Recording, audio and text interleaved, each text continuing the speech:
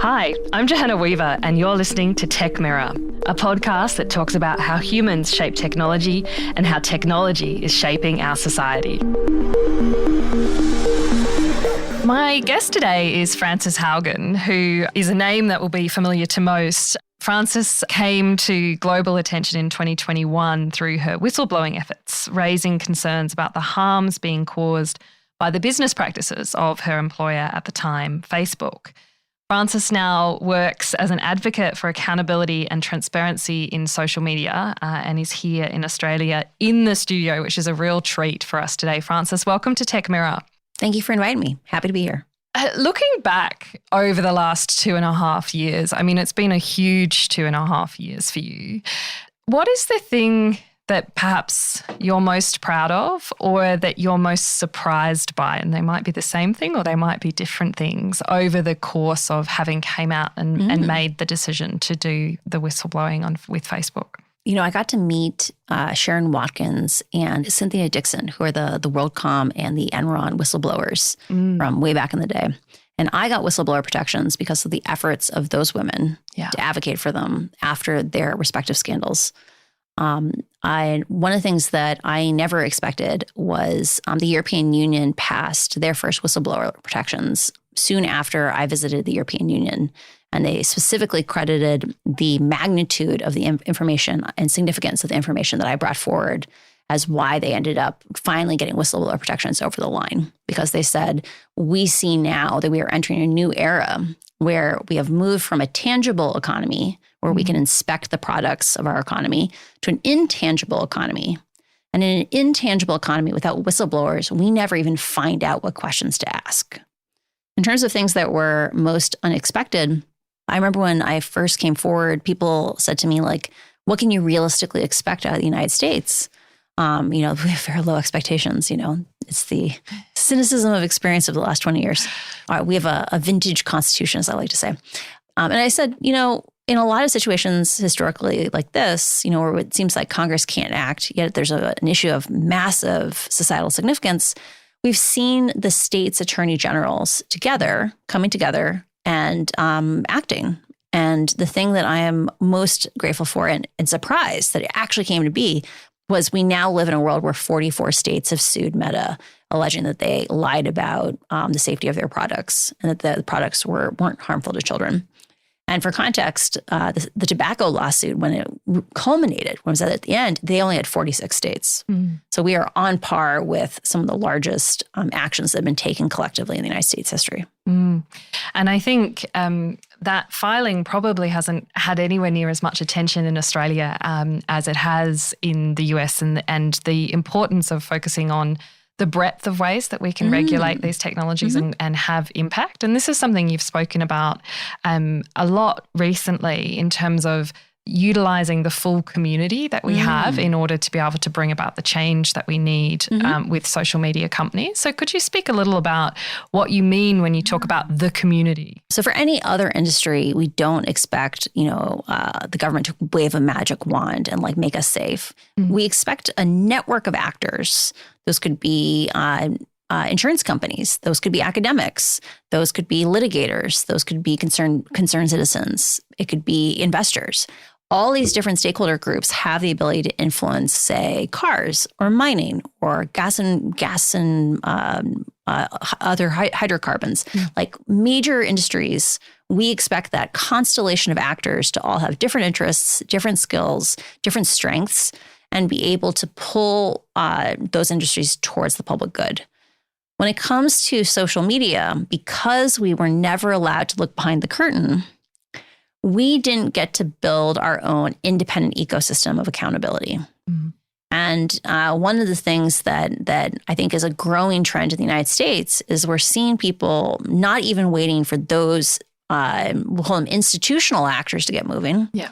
We see a lot more of even parents groups coming in and saying, if we can't, if let's say it takes 2 years for the settlement to come through, it might take 3 years. If you have a 12-year-old, 3 years is a long time. It's a quarter of that child's life. Yeah. When we talk to teenagers, they say things like, "We don't understand why things take so long." Right? People are literally dying around the world from this.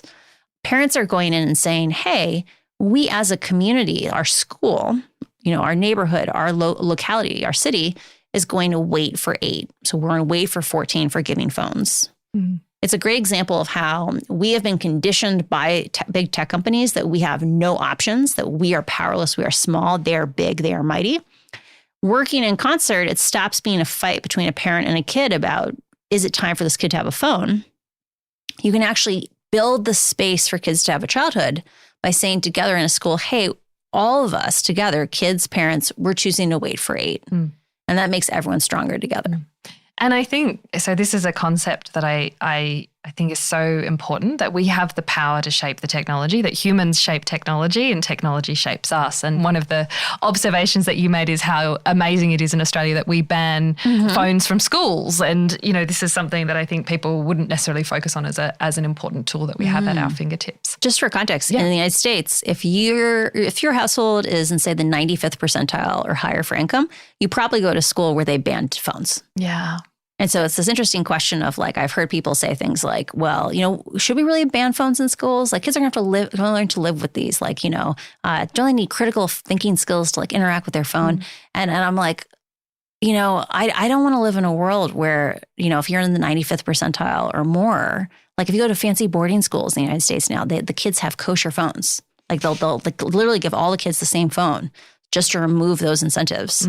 I don't want to live in a world where if you're above some income cutoff, you get to have a non-digital childhood. And if you're beneath that one, you get critical thinking skills. And I think that probably also fits into some of the concepts moving away from it as a hardware tool, but also into the concepts like filter bubbles and the ways that people experience the internet differently, and particularly social media differently, and say, well, look, my social, I'm not seeing that portrayal that everyone's talking on, saying that it's dangerous. Can you maybe touch on that and the different experiences that people have online, and why it's important that we bring more attention to that? I think one of the things that has made it really hard for many people to connect with some of the things that were in the disclosures, right? So there's 22,000 pages in the Harvard archive now. There's even more from other whistleblowers. You can go through, you can see, or look at the Attorney General's filings. You can read the excerpts where they have the communications between Facebook employees. It's so hard to reconcile these horrific things you're reading on paper, or at least digital paper, and your own personal experience. You're like, when I sign on to Facebook, when I sign on to Instagram, it's so pleasant. It's pictures of cats, maybe occasionally an otter. When the algorithm gets a little confused. The reality is, most people who are setting tech policy, most people who are upper middle class, they're more socially connected. They have a peer group. The other people they're connected to on social media have a little bit more stability. They have maybe more education. They know how to have conflict in maybe more constructive or polite ways. Also, they just participate more. When your friends and family are participating more on social media, you see less content from algorithms. You see less things where a computer decided they're going to gum up your feed with it.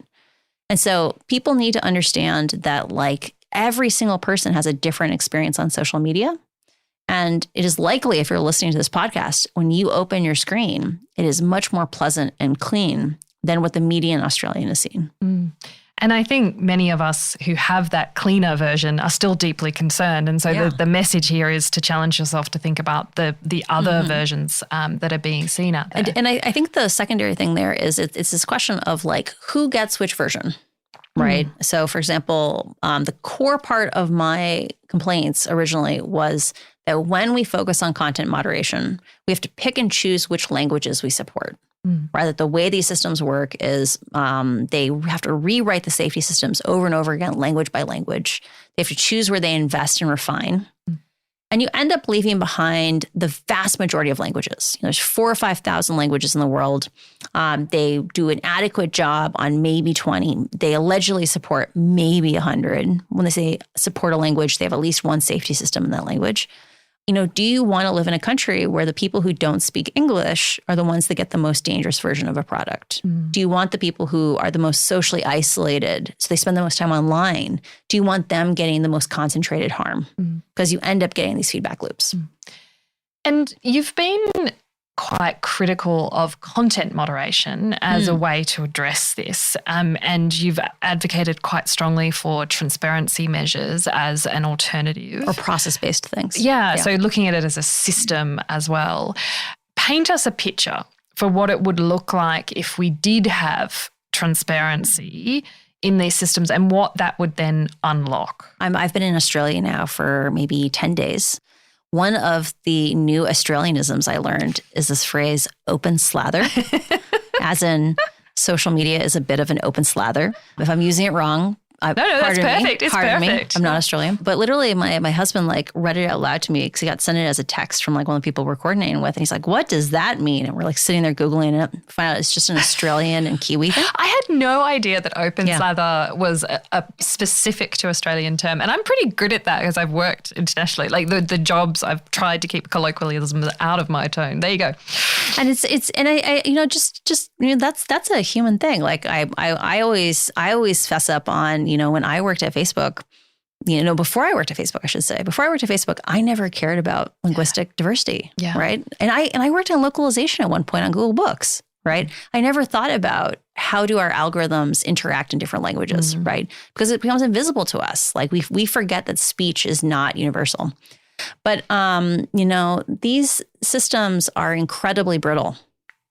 Right. They're let's split into kind of three pillars of why content moderation just doesn't work that well. People want to say, why can't we just get rid of the terrorism? Why can't we get rid of the hate speech? Well, the first thing is, what is terrorism? What is terrorism content? What is hate speech? There's a huge continuum there. Next question is, can a computer understand those shades of gray? So one of the things that came out of the Facebook files was, in the case of Arabic, they were auditing Arabic systems. And they said, if you look at our terrorism classifier, because computers have so much trouble understanding whether or not someone is committing the violation or is talking about the violation, because the computers are not intelligent, they don't actually understand the significance. They're looking at a bunch of words, they're looking at context, they don't understand significance, they don't understand implication, that kind of thing. 75% of the counterterrorism content was getting labeled as terrorism content and taken down. And we can laugh at that and say, oh, well, that's a one-off thing. Well, I'll give you another example. I have traveled all around the world talking to civil society groups. It's one of my great privileges is being able to go there and say, I see you, you're doing amazing work, whatever I can do to support you. And one of the things that's really shocked me is it doesn't matter what country I go to.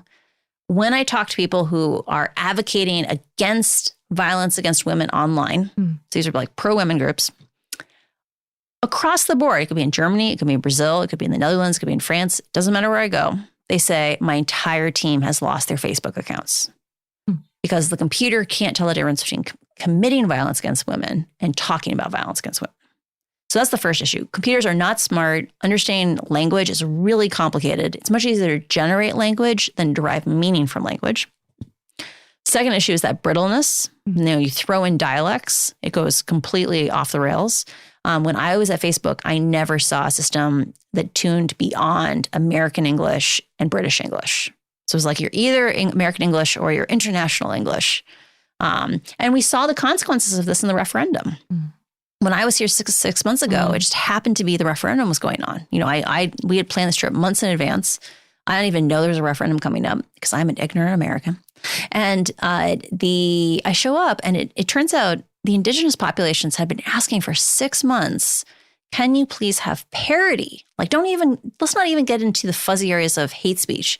Let's just talk about racial slurs, the most toxic, most offensive racial slurs. Could we just have parity with the United States?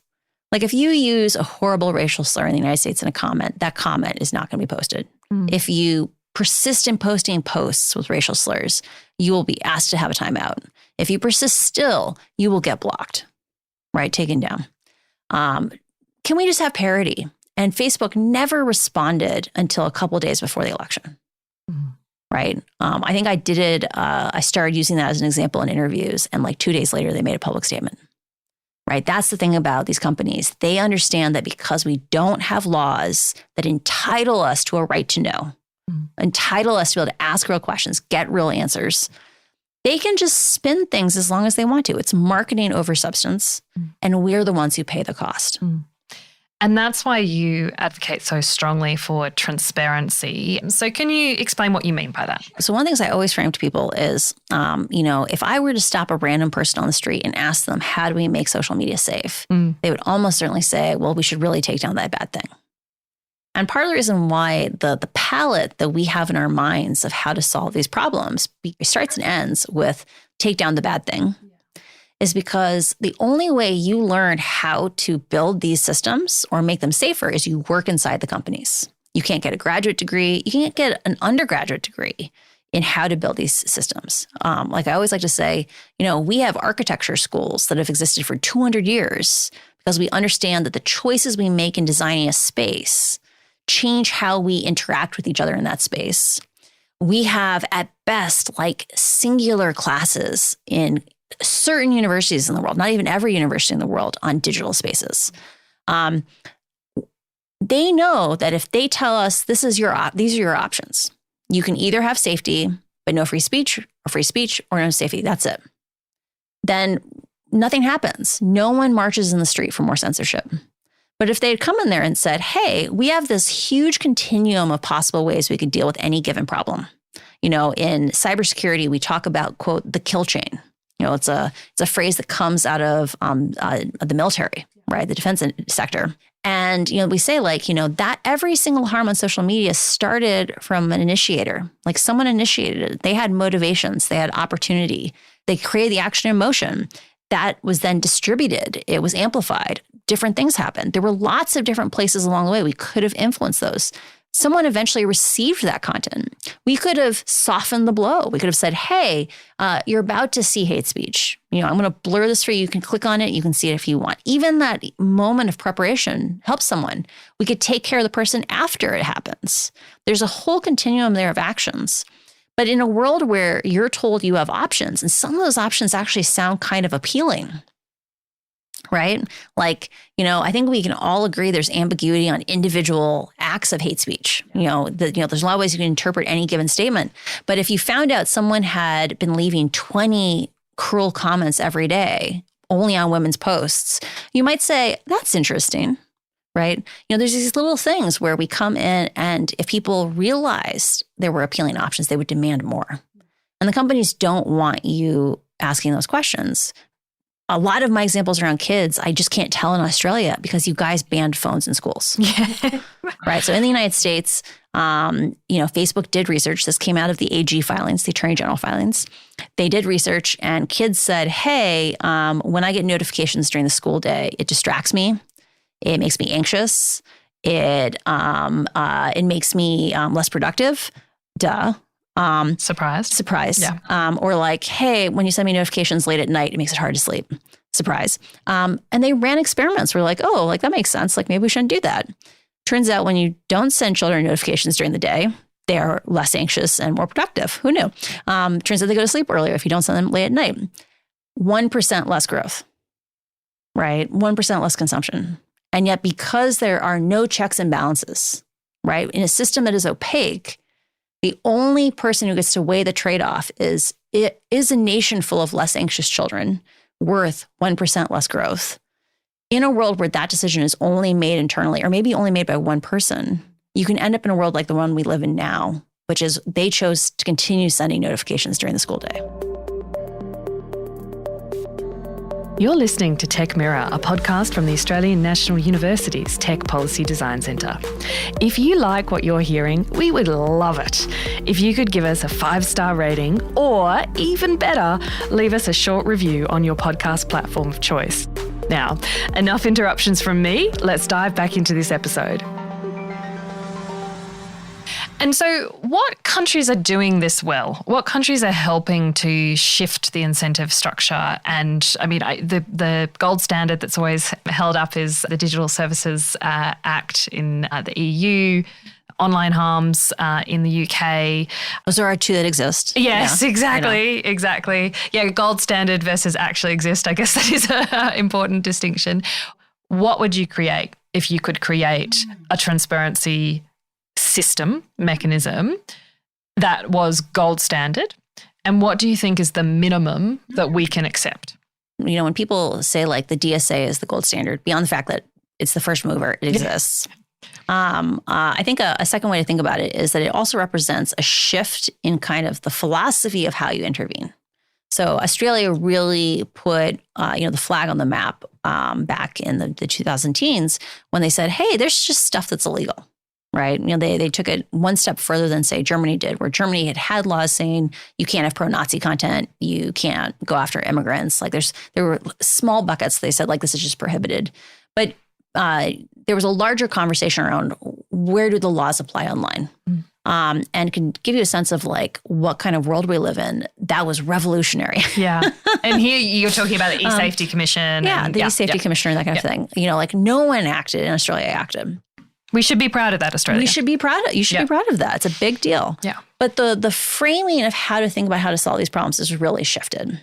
So instead of thinking of it as like, we are going to police the content, every time you have violating content, it's a $45,000 fine, whatever it is. If instead you say, hey, if we have trouble even identifying the content, like if the computers can't figure out what's going on, we can't write laws like that. So we have to do something else. And the thing that really changed the game about the Digital Services Act is it came in and said, if we can't regulate this at the level of individual pieces of content, right, without having the counterterrorism problem happen again, the women's advocates problem again. Let's instead focus on process. So we're going to say, we got to where we are today because of information asymmetry. Like, we don't know what's going on in your systems. You're the expert. Let's just start there and acknowledge that.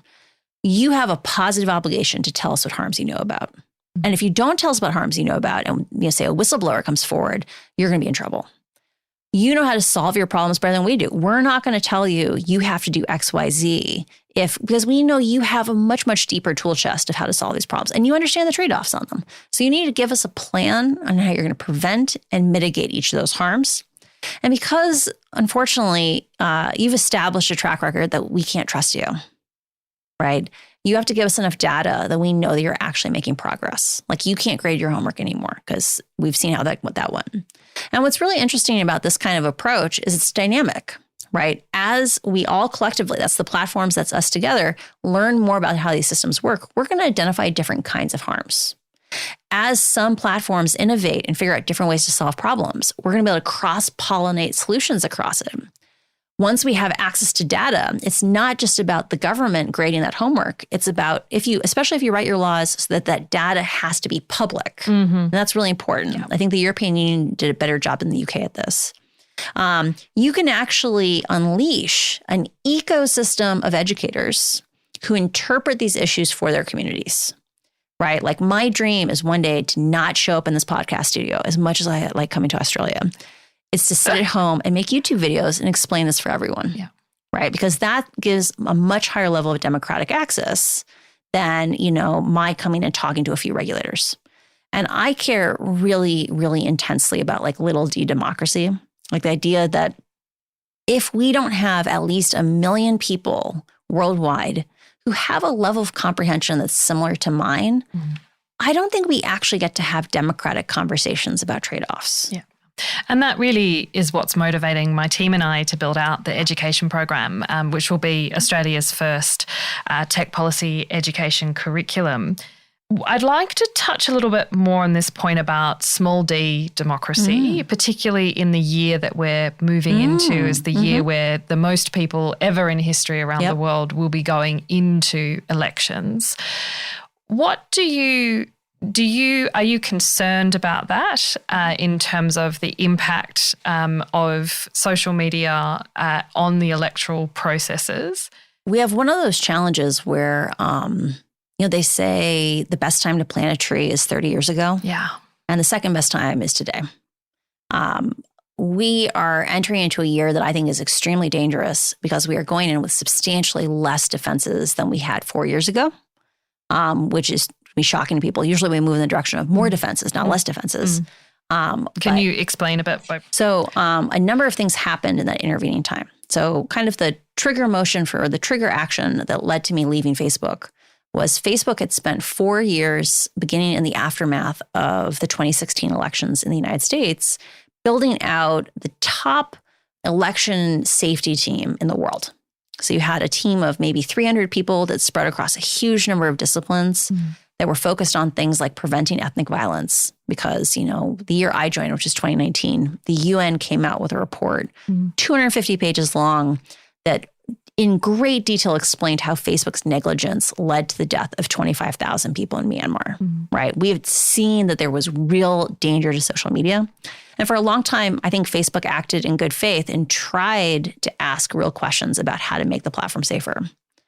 In the immediate wake of the election, so we're talking less than 30 days after the election, they brought our whole team together virtually, because this is during COVID, and they said, we are dissolving civic integrity. Or to correctly quote them, you are so important, we are integrating you into the rest of the company. Right? You can go cross-pollinate. Did they say this is a great opportunity? That's what I find when people say it's a great opportunity. That's the red flag. Exactly. Yeah, I'm almost certain they said this is a great opportunity.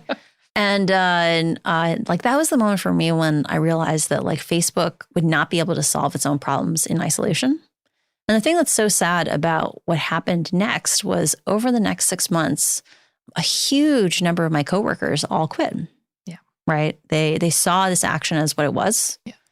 And I remember when I told my manager I was leaving, he asked me not to tell anyone for a week because someone else was going to announce that they were leaving, and he was worried about the trend. And I remember my last couple of days I was there, I had to have a meeting with this new person who just joined the team.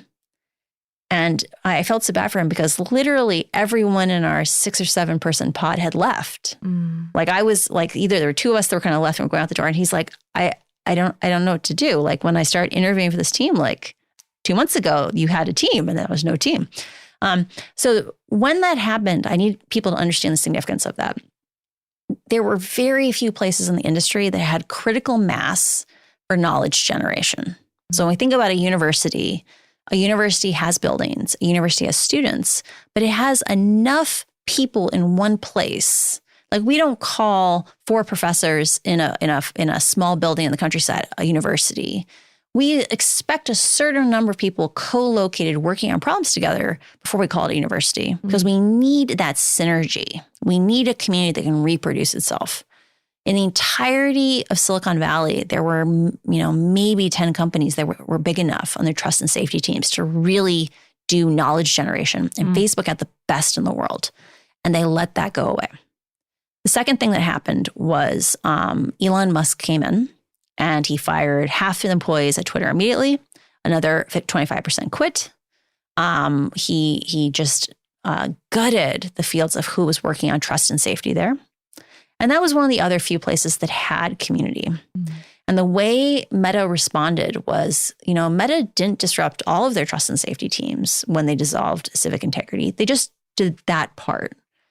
But in the wake of Elon's actions, Mark Zuckerberg was quoted as saying, Elon showed you could rip the Band-Aid off, that there would be no consequences when you get the short-term gain of not spending money on trust and safety. Because in every single time he did layoffs, no one asked how much less safe are we. The stock price just went up. And how do you balance that tension, right? Between, to me, a human's life and a stock price are never going to be something that you balance. But if you're the CEO of a company, you do have an obligation to your shareholders. I'm not defending that, but I think it's a reality of the world that we live in.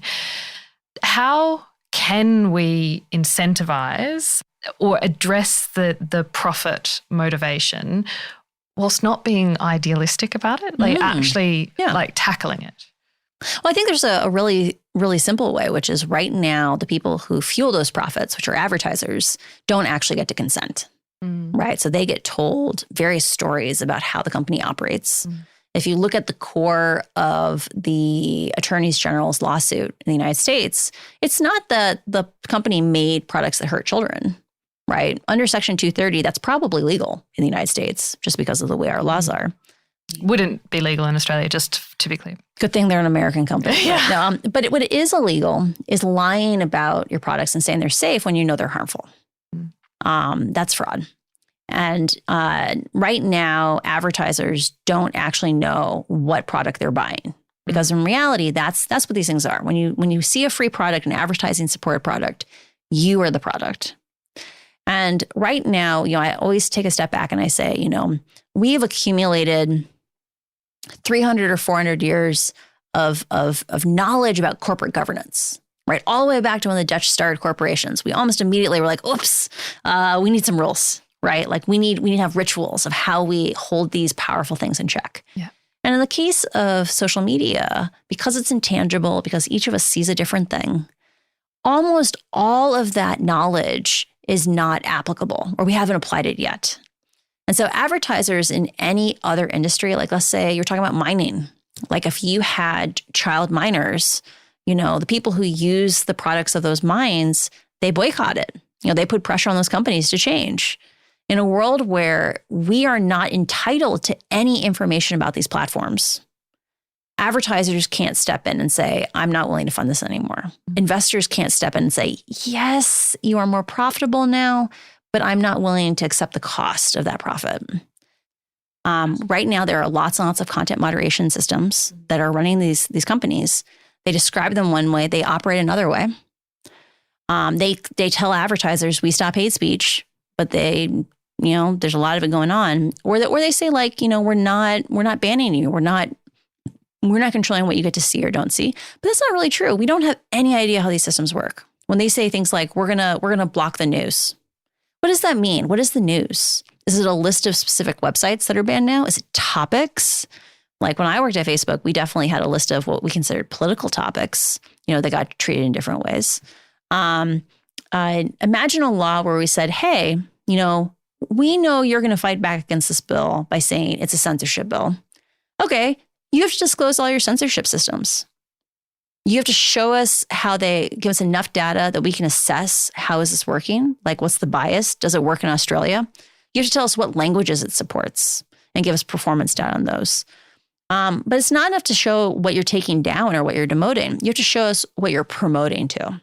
So any post that is seen more than 10,000 times, be it in a closed group or open group, you need to show us that. We need a fire hose of those posts. And we need to understand where you started from.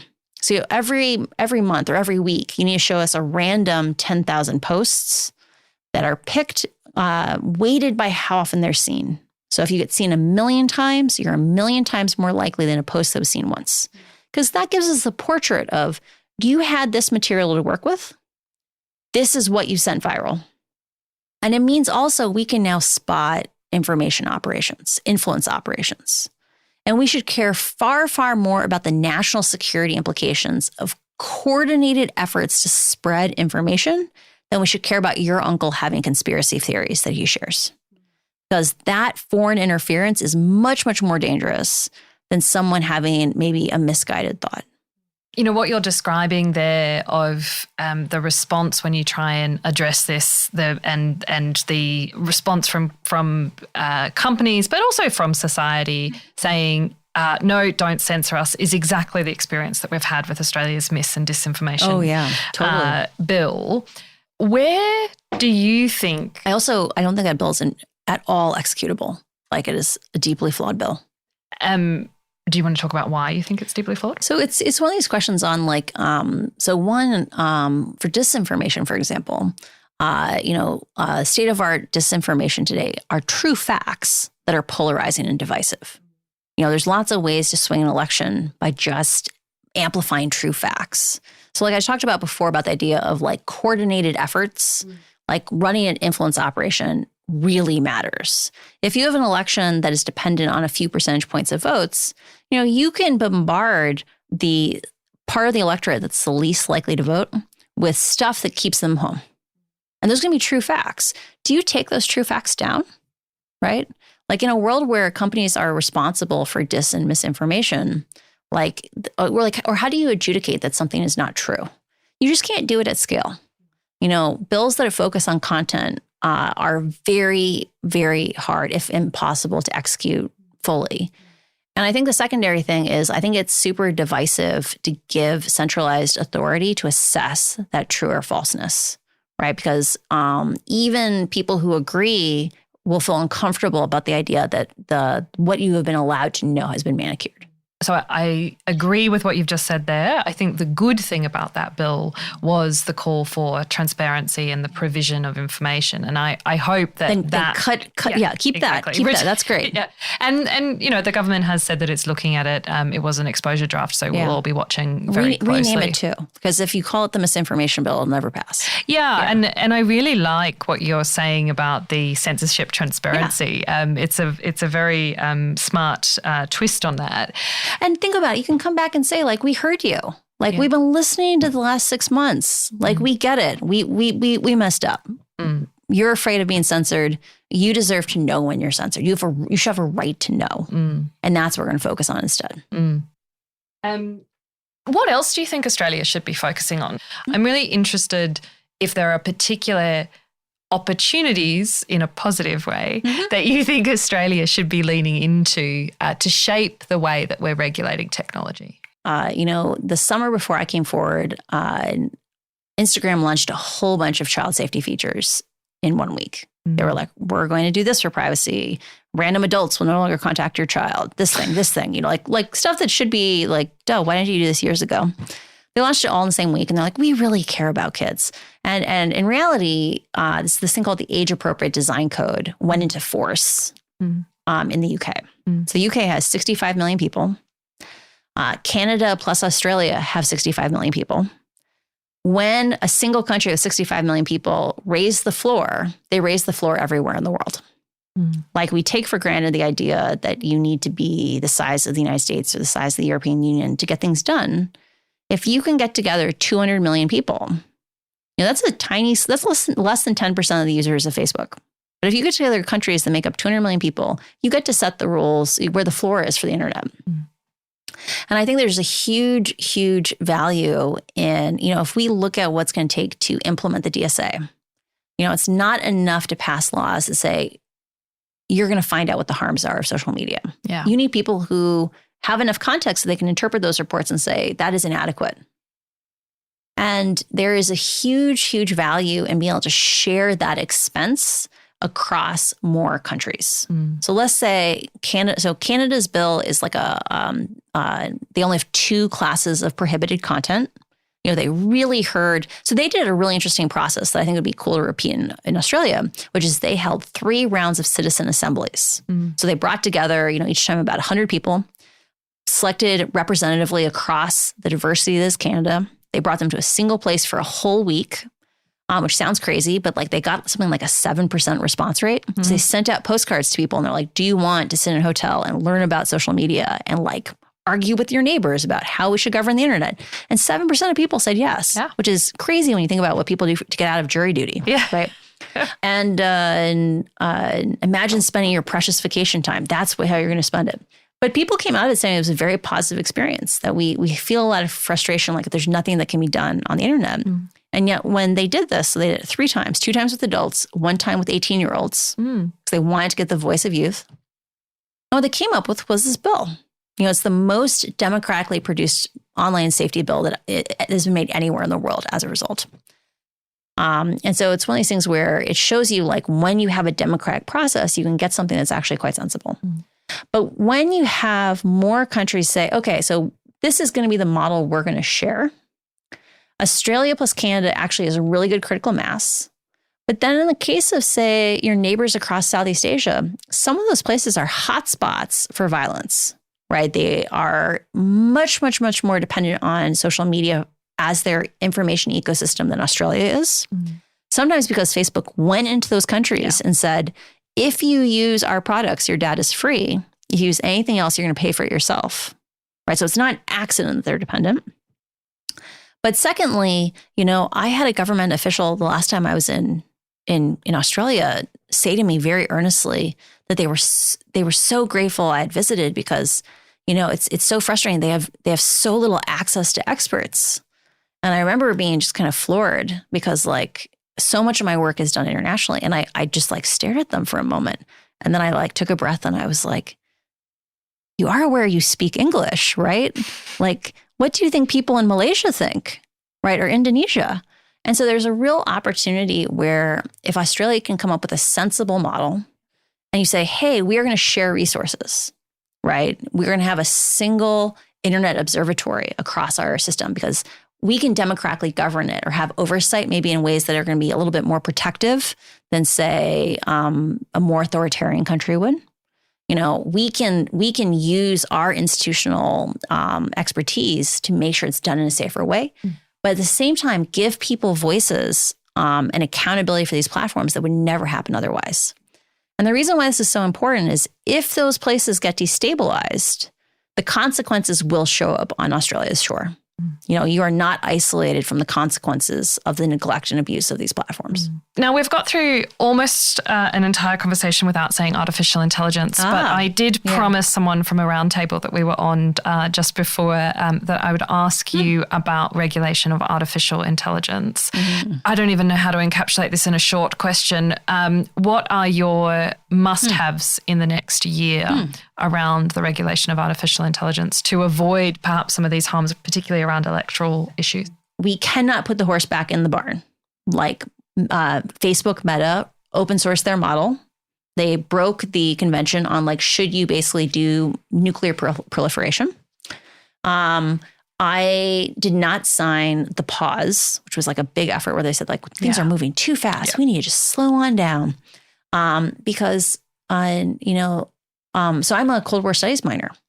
And when people do nuclear analogies, I usually like, flinch a little bit because like they were, in the language of the pause, they were like, we learned that like nuclear weapons were too dangerous. And so we did a test ban treaty. And the thing that's so interesting about that analogy is, the first test ban treaty banned testing in the air, in the water, on the land, but it didn't ban it underground. And you might say, well, if these are so dangerous and they can end civilization, like why didn't we ban it everywhere? And it's because we didn't have the technology to differentiate between an earthquake and an atomic bomb. Yeah. It took inventing something called, verification. It took inventing something called a Fourier fast transform. Speaking of technology shapes us and we shape technology. Someone invented this algorithm, which you use every day in a variety of technologies you use. And it, for the first time, could separate the frequencies of the rumble and say, this is an earthquake, this is an atomic bomb. When it comes to a lot of the doomsaying about AI, if that is going to happen, it's going to happen because we don't know if the bad code is running in a data center somewhere, right? And so what do we do then? So if the horse is out of the barn, if we cannot verify whatever, we can put in these rules, we can't verify that our adversaries aren't cheating, what do?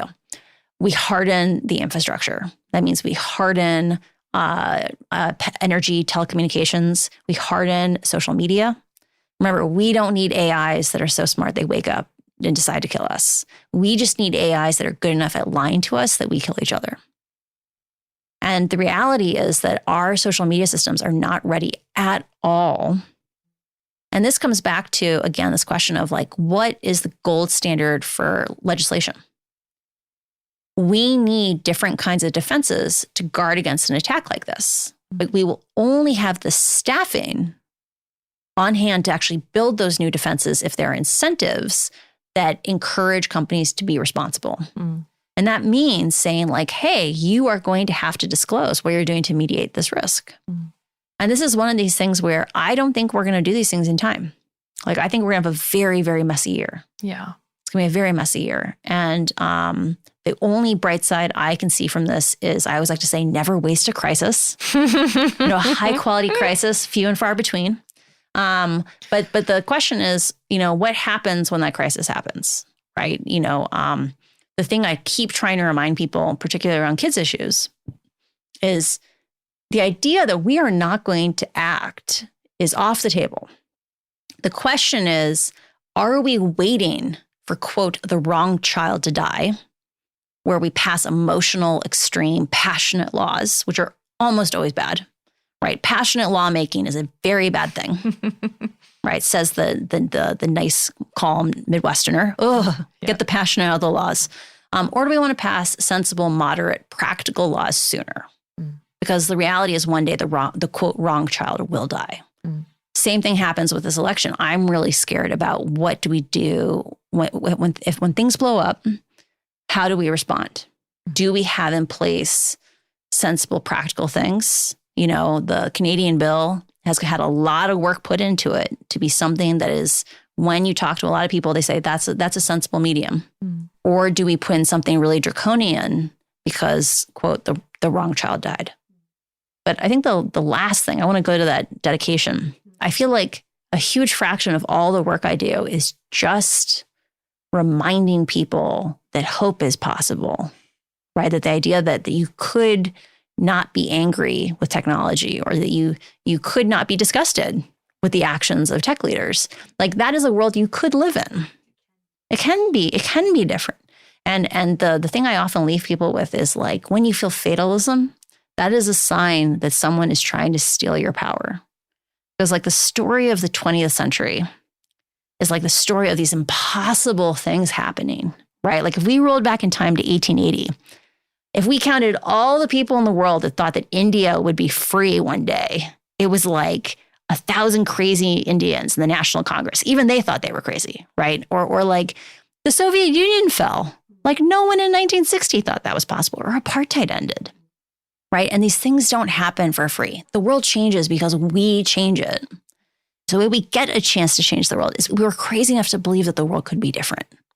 And so the thing I ask of people is, like, even if you don't think it's possible, I encourage you to imagine. Because the only way we begin to demand more is we give ourselves this space to accept there could be more.